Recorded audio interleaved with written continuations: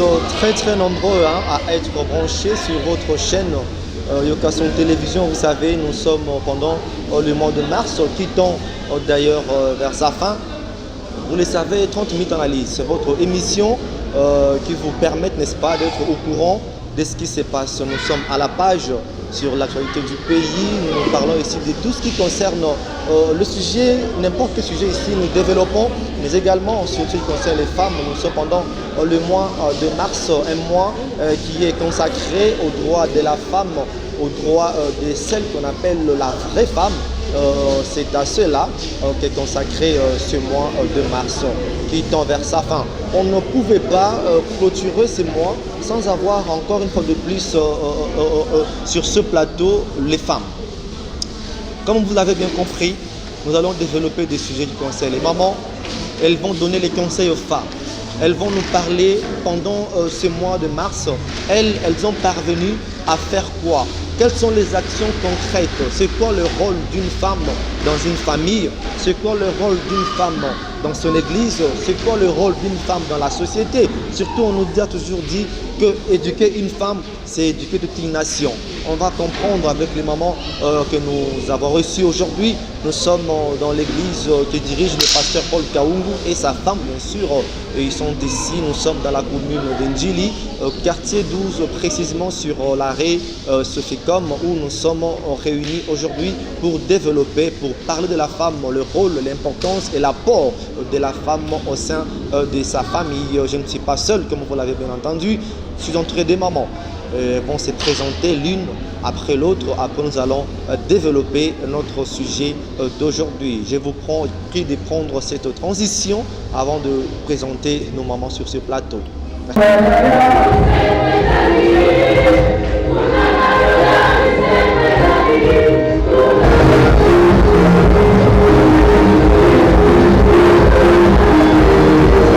Sur ce plateau, messieurs, mesdames, comme je vous avais dit, nous allons présenter nos invités, nos mamans. Elles sont les femmes de prière. Attention, beaucoup à terre, parce que elles, là, quand elles vont parler, il y aura l'onction. Nous sommes à l'église, alors soyez forts là où vous êtes pour écouter. Jeunes filles, jeunes mamans, ne zappez pas. Soyez concentrés, soyez connectés sur votre chaîne, vous ne serez pas déçus. Vous toutes qui êtes branchés sur ce moment sur votre chaîne de Yokason aux télévisions. Je commence à présenter maman Christine Nkembo. Maman Christine Nkembo, bonjour. Bambo tebe na batpaso kwa nabiso na tango yo. Bambo tebele na bandeko nyonso bazomona biso na tango yo. Topamboli bino, nzamba pambola bino tozene sengo makasi. Merci beaucoup maman Christine Nkembo. Nous allons prendre maman Mathilde. Bonjour maman Mathilde. Bonjour papa. Vous allez bien? Oui, ça va. Ravi de partager ce moment avec nous, le peuple de Dieu aussi. Oui, très ravi, oui. Merci beaucoup maman Mathilde. Nous allons prendre également maman Rebecca qui est également avec nous. Maman Rebecca, bonjour. Bonjour papa. Vous allez bien? En tout cas, par la grâce de Dieu, ça va. Bambo, tu es on a vu de partout à travers le monde. À travers le monde. Merci beaucoup maman. Voilà, nous allons prendre également maman Samba qui est avec maman Lutete. Bonjour maman Lutete. Bonjour papa. Vous allez bien maman? Tout va bien par la grâce de Dieu. Merci Bambo, tu es dans votre maison comme ça. Maman Bambo Tebele, la famille nanga, na bana nanga, na bana ici dit l'Éternel, nyonso RDC Mobimba, Pamboli bino na kombo na Yesu. Nous allons également maman Bungu di Wivine. Bonjour maman Wivine. Bonjour. Kimi ezali maman?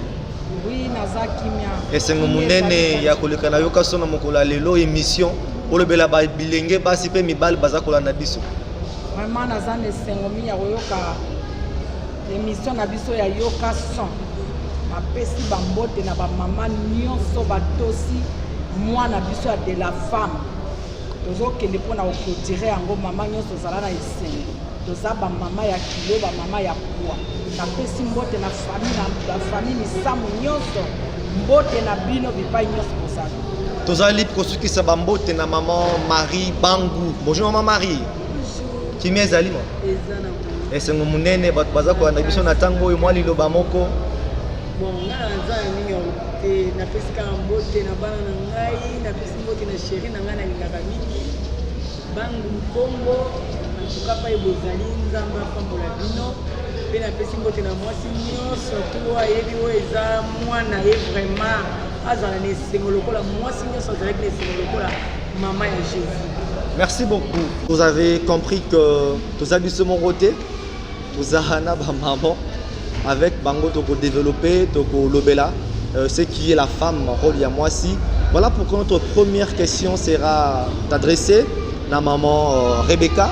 Maman Rebecca, mutuna liboso ezaya yo. Alors tu passé d'abord temps la culte. Il y avait le feu, on a compris qu'il y avait vraiment le feu. Personnellement, d'une manière personnelle, qu'est-ce que culte y a l'élo, y a porté l'élo? Bon, culte à l'élo, premièrement, il porte l'engagement de délivrance. Parce que, ndenge balobeli biso, il faut tous à la femme oyo babandaki kolanda Yesu.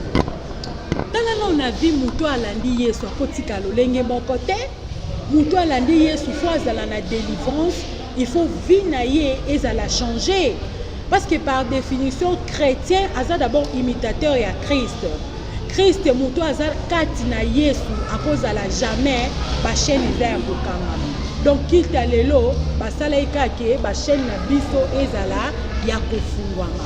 So ina okende lisusu mwa musika makasi, batale si biso ba sorte ya bato bazolanda Yesu. To bandaki na muto ali poso oyo mosala nzambe ebaki na koloba. Oyo ezali mutali boso na ba exemple ya mosala nzambe parce que ba mosala nzambe apesa biso na Luc chapitre 8 verset 1 tina kokita place basi balandaki Yesu ezalaki na ba Jean na ba Pierre na bato bazalaki ko suivre Jésus mais toza na troisième personne oyo ezalaki Juda alandaki Yesu te. Juda azalaki mutu oyo azalaki destructeur na kati ya ba 12 apôtres mais na bato balandaki les 11 bazalaki vraiment modèle. Tokiti lisusu na se place oyo bato nyonso bakei metikali kaka Jean na Marie. Jean tikali, Marie atikali. Bayebisi biso photo za la ba Jean. Kokita lisusu makasi je crois na 7e point ezalaki mosala nzala alobi sur rite. Ah, ceux qui n'ont tanga lisola rite nazala na esengo makasi. Moi je suis aza maudit, ba Moab bazaki maudit. Mais il a pris l'exemple de suivre Naomi. Alandi Naomi et puis à côté de la généalogie à Jésus-Christ. Vraiment, Isaki briefing, Isaki par rapport à l'impression maman Rebecca, la culte Uyalelo. Alors une deuxième question encore na maman Rebecca. Mois de mars, Ezoko Manasuka. Le dernier dimanche, il y a mois de mars. Parce que le mois se termine la semaine que nous entrons. Alors, rôle il y a mois-ci. Hormis Kobat et la Bana, pour prendre soin de papa, est-ce que hormis ba devoir wana, une femme a encore d'autres obligations envers sa famille, hormis Mama Kamboa Nathan? Oui, bien sûr. Quelles sont? Moi, si il faut être autonome. Une femme doit travailler. Une femme ne doit pas seulement aider son mari à la maison avec les enfants, non. Une femme aussi doit porter un plus, même au niveau financier. Une femme doit travailler, même côté cas. Et ça, ma maman moussou, ba payer $100 à que son makabelo à $100. Non. Le quoi ils mois de mars, il faut te lober lango bien. Maman, ozana mboka Congo, ozana monde atie yokanga. Oiza wana ka te pona kosomba kabelo ya $100, ya $200 te. Avec $100 okosala mombongo o épauler mobile na ona ndako. Avec $200 okoko épargner, osombi biloko o eza nécessaire pona bana. So déjà za 1000 ya bana masangu fufu ekoki. Il faut que lukaka concurrence soit l'attaquer la main à 200, yona ngba peso 100, mais on soit déjà nyongo à 200 250. Maman, tu me prendre conscience. Moi, ils ont été na souka. Moi, de la femme, ils ont la caliputate. Nous, les femmes, il faut tous à la autonome. Merci beaucoup, maman Rebecca. Je vais prendre maman Lutete, qui est également avec nous. Maman Lutete, mois de mars, c'est aussi là. La semaine où tu es au quota. Tu vas comprendre. Réalisation nini, action nini, sur le plan spirituel. Oyo impact pendant le mois de mars nebi ke bozako évoluer na sa makolo ya apôtre Paul Kaungu na mama gloire que je salue en passant action nini visible oyo ba organiser qui pendant ce mois de mars oyo tikali pour na souvenir par rapport à maman Ruth Lutete. Vraiment, j'ai béni le Seigneur. Mois de mars, oyo. Nazoyebisa ma maman que eza moi ya maputa te. C'est quoi ndenge muninga na ngalobi. D'abord, une femme doit être une femme de prière. La toute première chose à une femme, la femme doit être une femme de prière. Dans la maison, moi c'est Seigneur au téléma. Tango yo télémi na mabondeli. Tango yo moi so télémi. Nyonso ndako na pe ko téléma. Ce qui yo maman olali pongi, yeba ke nyonso pe ndako na lali pongi. Mobani alali pongi, basono bana na pe balali pongi. Moi je suis une femme veuve. Naza enseignante. Mbongo nga nazwaka. Ce que tali bien mbongo biso ba fonctionnaire. Bana les premiers, till les 31 et pour rater. Mais avec Jésus-Christ, tout est possible. Tout est possible avec Jésus-Christ. Parce que je suis une femme de prière, je sais ordonner ma maison, je sais conduire mes enfants, j'éduque mes enfants, j'apporte mes enfants dans la prière. Et là, on a eu ça bana, boza bana ya basi. Yo mwana mwasi, ya liboso salana no mwasi ya mabondeli. Tango za mwasi ya mabondeli, obali, okobanga mobali te, mais tosa mobali. Mama nyonso ya Congo tosa mobali na yo me kobanga mobali te tosa liloba nzambe tambola kati na kobanga nzambe tango yo mwasi otamboli kati na kobanga nzambe mboka na biso ya Congo changement ekokota mboka na biso ya Congo amélioration ekokota mboka na biso ya Congo développement ekokota pona nini soki yo mama otelemi oza attaché à Jésus-Christ quel que soit vent quelle que soit tempête, écoutez le manamboka na yo, écoutez le manakata libota na yo, nakata ndako na yo, avec Jésus-Christ. Merci beaucoup, Maman Sambalou Tété. Je vais prendre cette fois-ci celle qu'on appelle Maman Marie. Maman Marie,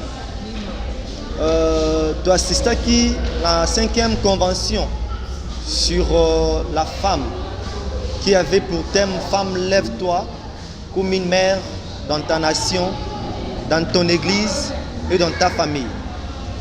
Témoignant, ils ont interpellé Binonine, et tant que femme, ils ont maman, au participant qui peut dans séminaire ou dans la convention.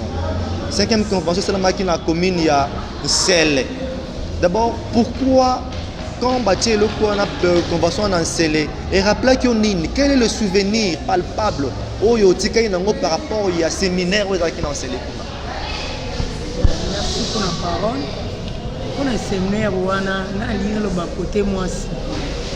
Au moni moisi, nous surtout, tant que nous avons été les mains. Et nous, le bâtiment a été les mains pour jouer un mot, maman, le tête à l'ébis. Et nous, le bâtiment est moisi, été les mains pour azala moisi, mon propre, à ce moment où tu as zandu, batuba mona rayaza moisi kitoko, à la taramalamu, na kati libala na ime. Azala moisi moko, oyo babengi bibe bengi. Femme sage bâtit sa maison. Moi si à maïre à kutumandako. Ndenge na kutumandako. Na kati ndako ndenge mama Rebecca lobi. Na si na pesa mwana mwasi mo conseil.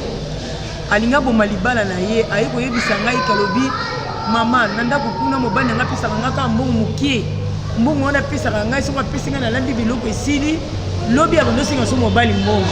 Botongo ya bando senga mobali mbongo lobi na ngo wana mobali bia zana mbongo te akunikola na mobali tina musala na bengi na lobi mama yaka omoni so mobali apesi mbongo osombi masango 15000 osali calcul soka peso 50000 osombi masango 15000 oye koto osombi les fils que fufu ya 10000 francs osombi mafuta bidon ya mafuta ezana 10000 soko osombi yango 4 eza 5000 okoyi kotika na 20000 na maboko soko tika na 20000 na maboko okalkule na 20000 wana okoyi kobeta 5 jours lobi osomi matembele ya 2000 lobi ona somi madeso beti 2 jours lobi ona somi ndunda omoni opusi ata mwa mikolo mwa 10 jours nde yango babengi mwasi ya mayele donc mwasi esengeli atelema akoyi kobimisa secret ya ndako na ye libanda te fois de la peine de discrétion na ndako ata mabe ye ndenge nini mwasi wana kwa bomba mobali na ye moko pe fois mi bomba elingi koloba te ke ntango papa azomona na mbongo te yo ozobimisa secret wana nyonso libanda papa abimisa keloko te yo nde okoepole papa ampesi yo mpe okosunga libota na yo mpo libota na yo soki epangwami ndenge balobi ke wana yo oza mwasi ya mayele mais soki libota na yo epangwami te yo ozozela kaka papa bana na yo babongi te yo mwasi okozala na problème un jour na kati ya libota na Merci mpona beaucoup, kokai na maman. mokano. Je vais prendre maman Mathilde. Maman Mathilde, la Bible dit que femmes soyez soumises à vos maris. Aujourd'hui, le mari de maman Mathilde est un occultiste. En étant soumise, il vous dit, comme vous devez être soumise à votre mari, viens, adhère dans notre loge pour la soumission. Vous allez accepter, vous allez dire, non, Dieu ne veut pas de ça. On n'a pas dit ça. La soumission, c'est par rapport, par exemple, dans les maisons. Comme bon, le mari, c'est le chef de la maison. C'est pourquoi nous devons être soumis. On n'a pas dit la soumission. Ça, c'est la soumission aveugle. Parce que quand vous avez, par exemple, un mari occultiste, vous l'obéissez à tout ce qu'ils disent. Là, ce n'est plus une soumission. Ça devient un esclavagisme, une sorte d'esclavagisme. Une femme soumise doit savoir d'abord orienter son mari, doit savoir d'abord éduquer son mari et le conseiller. Même s'il est occultiste, je ne peux pas me séparer ou bien je ne peux pas qu'il divorce à cause de ça. Mais avec la prière, comme on a toujours dit qu'avec Dieu tout est possible. À la longue, petit à petit, je vais recommander, parce qu'on sort là, disons, l'occultisme de mon mari au Seigneur. Petit à petit, il changera et il deviendra un bon mari. Pourquoi pas me suivre à l'église? Alors je ne peux pas me soumettre aveuglément. Non, je vais lui faire comprendre que non, papa, pas ça. Nous devons suivre la voie de Dieu et laisser les fidélités. Merci beaucoup, maman. Je vais prendre cette fois-ci maman Boum Wivin. Je suis avec vous. Maman Wivin. Lelo yoyo. La Bible dit moi c'était à des. Mais curieusement, parce que l'église, la communauté missionnaire, ainsi dit l'Éternel, où ils ont dirigé l'apôtre Paul Kaungu, na Mama Gloire, basé na partenariat na ministère chrétien de combat spirituel. Or, Bible, bataille Moussous, pas la Bible, bataille Moussous, interpréter la Bible que une femme ne peut pas prêcher. Donc, quand une femme prêche, à du matin l'église. Mais ici chez vous, on voit maman pasteur à l'hôtel. On voit des femmes modérées ici, ainsi dit l'Éternel. Vous voulez la Bible était.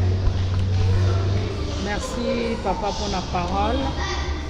Vraiment, je que pour l'église, il y a ainsi dit l'Éternel. Bisognos to prêchaka. Ba maman nous ainsi dit l'Éternel to prêchaka. Tous en la parole. Maman gloire, pasteur Paul Kaungu.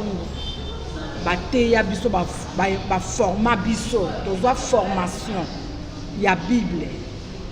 Yango moni tozoteya ba mama nyonso ba mama o ba vanda obeta masolo na ba coin na ba quartier botelema kende na église na yo landa ba prière na yo landa ba teya na yo okoma mama ya koteya lokola biso na ainsi dit l'Éternel biso na ainsi dit l'Éternel to fungwama nyonso to yebi tozonga simate tozokende liboso na mama gloire.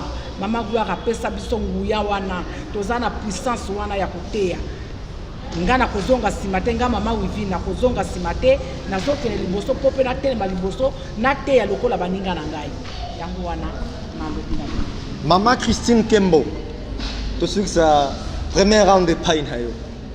Même question. Balobi Bible lobby batay mususu Bible te na bona côté na bakambo batay mususu selon bango interpréter la Bible pour dire que Nzamba lobi moi ça te.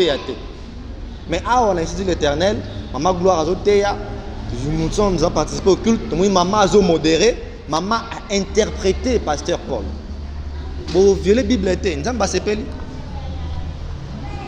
Le président Nzambe merci. Pour la koyoka liloba o ete moi ça te yate. Ce qui totali na Bible ko banda na Genèse, tina Apocalypse. Ils n'ont nulle part. soki totali kaka mwasi oyo même na kati ya Bible ye ntango akwei na makolo ya Yesu akendeki mpo baboma ye te babomi ye te mpona asalaki l'impudicité mais Yesu alobaki na ye kende kozongela te eske akangaki monoko te atatelaki mbala moko ke abiki alaki mutu déjà condamné à la mort mabiki mpe misala mabe etikaki ye nalobi boye na Bible epekisi te eza na mwasi te eza na mobali te puisque Saint-Esprit eza na sexe te ezotala mwasi te ezotala mobali te l'Esprit de Dieu en nous en toi comme que oza mobali comme que moi je suis une femme mais eza na différence te c'est l'Esprit. Donc le Saint-Esprit il est là pour guider bateau, pour guider mutu. Donc sur la parole de Dieu, bazotala tikende nga naza mwasi nga naza mobali nga mwasi il faut na kanga munoko. Si nga mwasi na comme devant un fait.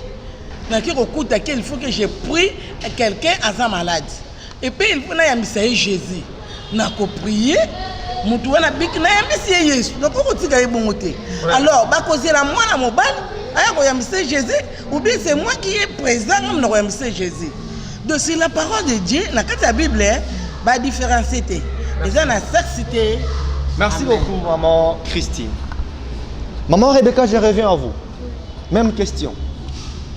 Parce que il y a de nos prédicateurs aujourd'hui désorientés.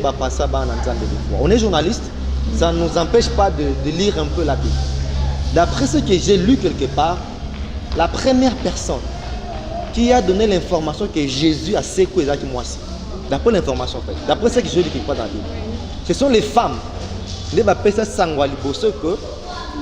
Ce ne sont pas les apôtres qui étaient avec Jésus. Ils ne savaient pas qu'à Sékou. C'était une femme, un groupe de femmes, comme elles avaient compassion par rapport à Komela qui est,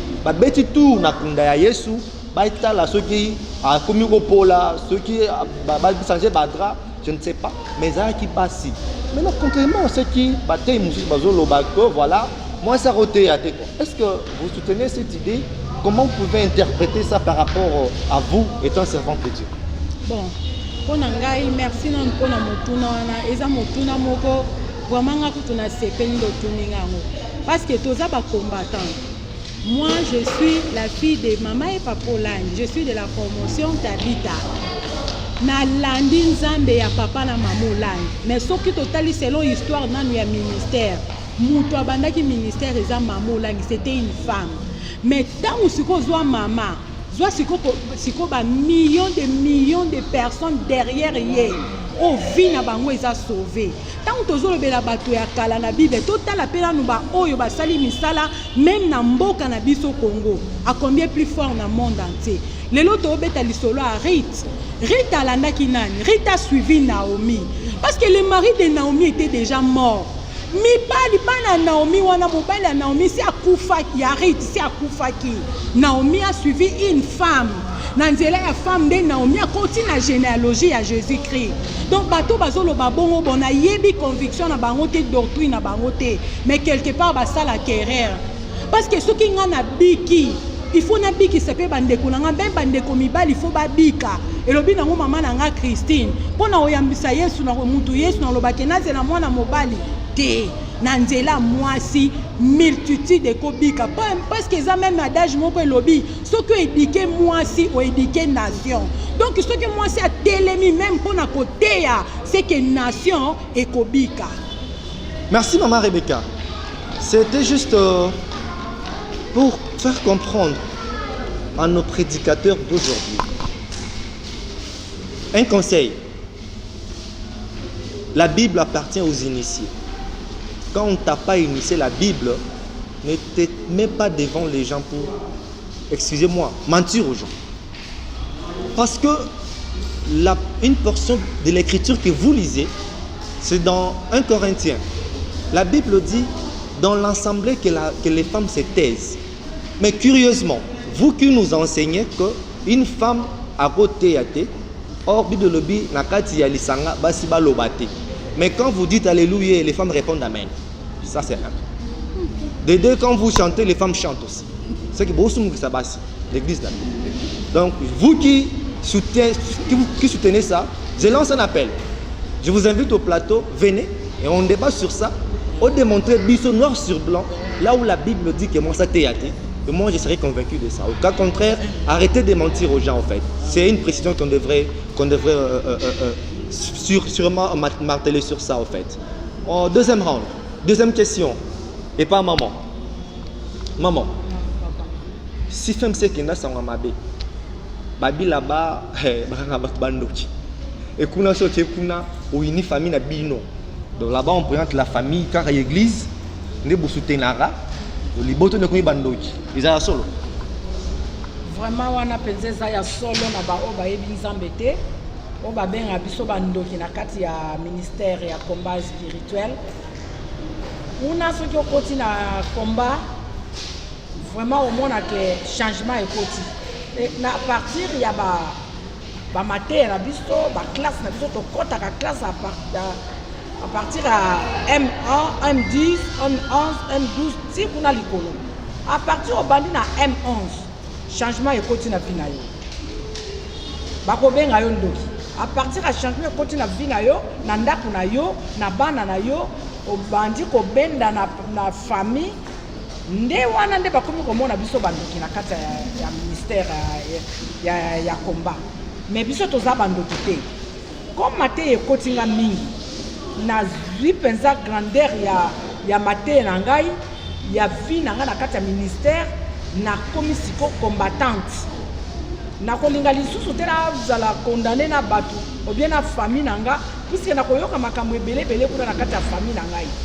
C'est pourquoi na kati ya mokili oyo bakomo benga biso na combat spirituel bandoki kindoki na biso eza mpona maté na biso mpona changement ya baparole nga na yoki na kati ya église. Bible o etenga na kati église nanga échanger vie nanga na bana nanga alors na ko se retirer na ba famille. C'est pourquoi bazo benga biso bandoki toza bandoki te toza bandoki ya Bible ya kati ya Bible. Merci beaucoup maman Wivi.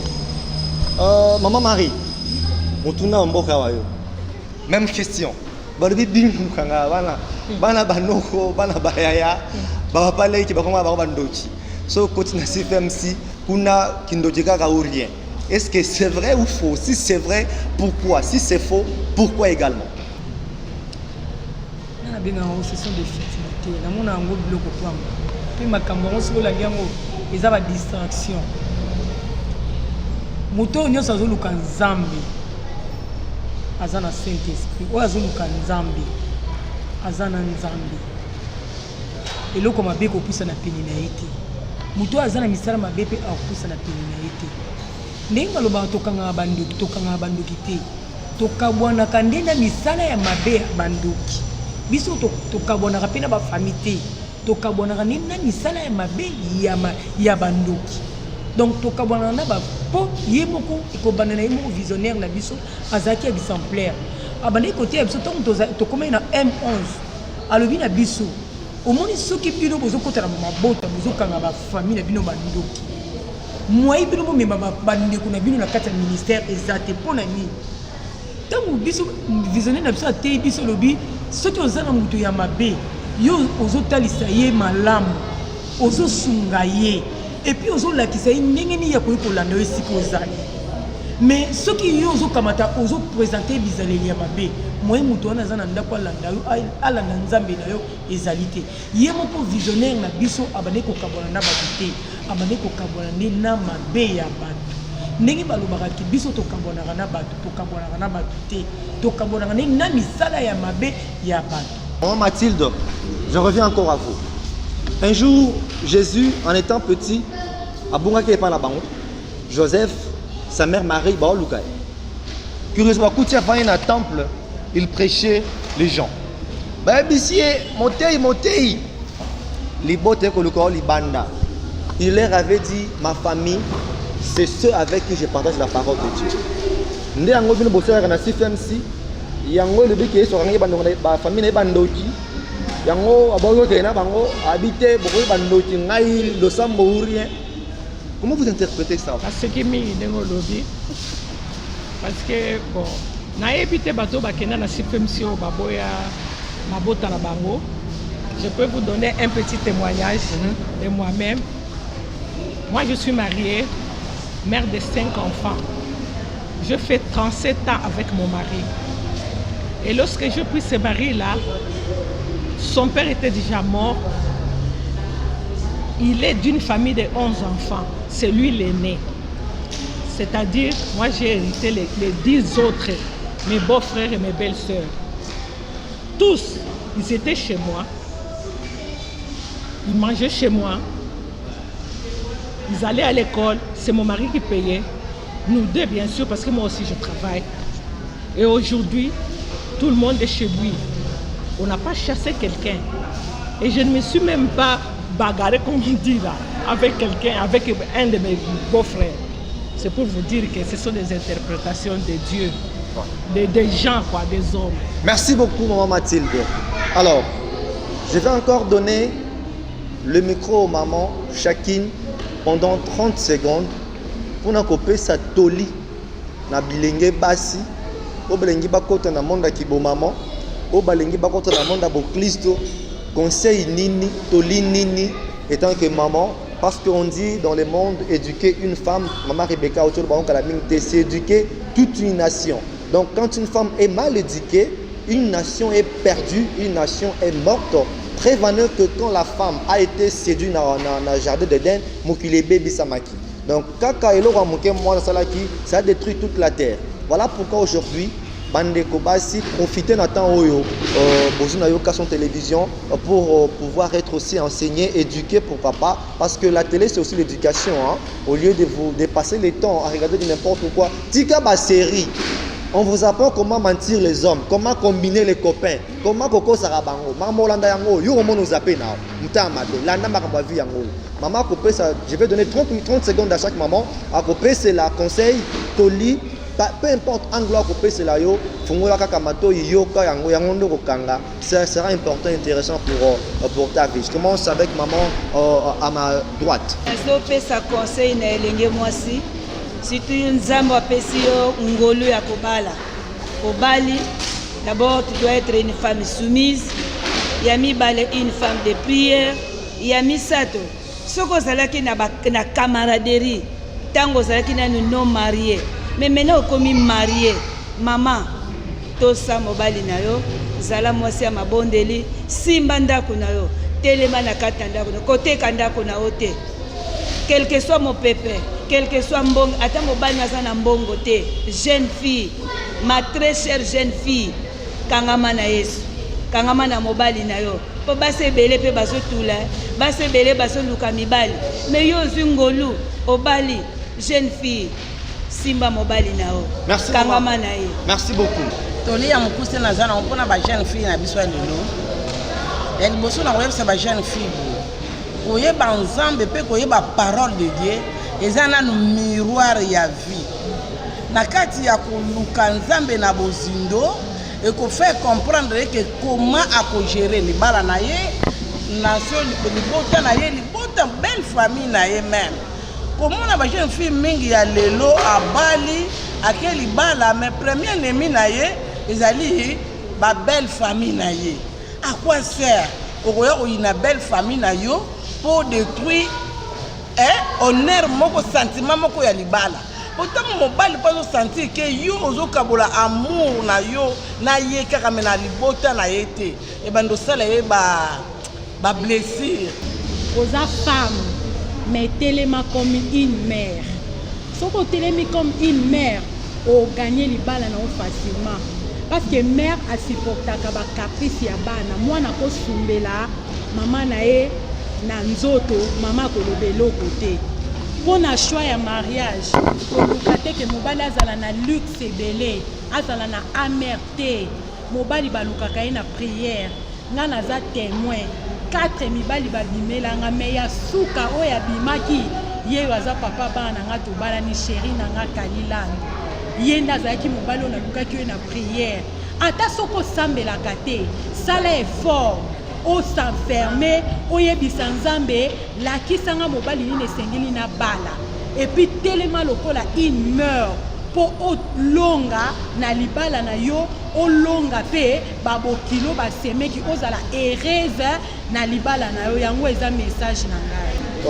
Tozo kende vraiment à la fin de notre émission, mais je vous avais également lancé ce message dernièrement, la dernière émission que j'ai tournée avec vous. Je vous avais dit que Dieu, il ne bénit pas que dans mon pépé. L'église, ce que j'ai aimé dans cette église, le pasteur, il est animé, il exprime qu'il y a initiative, il y a créativité. Il ne fait pas que prêcher les gens, il ne fait pas que prononcer des oracles, il ne fait pas que prophétiser, il met aussi à la portée le peuple congolais Mobimba, occasion où il va offrir vente à parcelle à crédit. Voilà, on a des pasteurs menteurs. Donc, il y a raté à Kenya. Mais, exemple à suivre, il y a l'apôtre Paul Kaungu qui a pensé à doter dans chaque Congolais, à doter dans chaque membre de l'église une parcelle à crédit, moins cher. À la fin, il y aura le numéro du pasteur que nous allons donner pour entrer dans la possession à Lupangunayo. Procédure. Comment au dans la possession à Lupangunayo, maman Rebecca a repris ça pendant 20 secondes. Précision à Mouquet, et puis après ce numéro à pasteur pour na Rubenga, Eza massapoté, Ezali escroquerie pété. Parce que nous-mêmes, nous étions partis sur terrain, témoigner Eza et belé, il y a bateau, basi, bakoti, bazu Lupangunaye. À respecter la procédure surtout et puis à combien le pan on a yé au coup faut botter le pan le pan il a fallu pour faire la bino joue au coup fiboyer nos quoi télémi tata moi ça télé bala baké banda mais avec peu d'argent il y a qu'est-ce notaire à Pembeni, tu peux laisser une portion de terre pour tes enfants. Vous êtes fiers de dire que je suis mort, mais j'ai laissé une portion de terre et pas banangaï, aux alibanda terre. Donc maman Rebecca a compris sa précision par rapport à numéro et à pasteur, par rapport à la précision surtout, oui, Italie vente il y a parcelle à crédit, sans oublier que devant notre bande passante, nous avons d'ailleurs d'autres précisions, Ezopé Samakuna, la bande passante, les autres appellent les sous-sous, comme vous les voyez, ils ont défilé à tout moment, à chaque instant, bah, commis très bien, il y a aussi d'autres précisions là-dessus, ceux qui ont raté l'émission, la bande passante à l'occasion de télévision, c'est du matin au soir, message des Akoleka, Nao Italie vraiment vente, il y a parcelle à crédit à travers Cité de Gloire, en partenariat avec le pasteur Paul Kaungu, qui maman Rebecca nous donne encore plus de précision. Ma Rebecca. Et on a le bacar pour na makamba parcelle, né na loba qui biso atote kakanguba, okoko ma bailleur, atote kakabita beka na coin moko bokoko ma bailleur.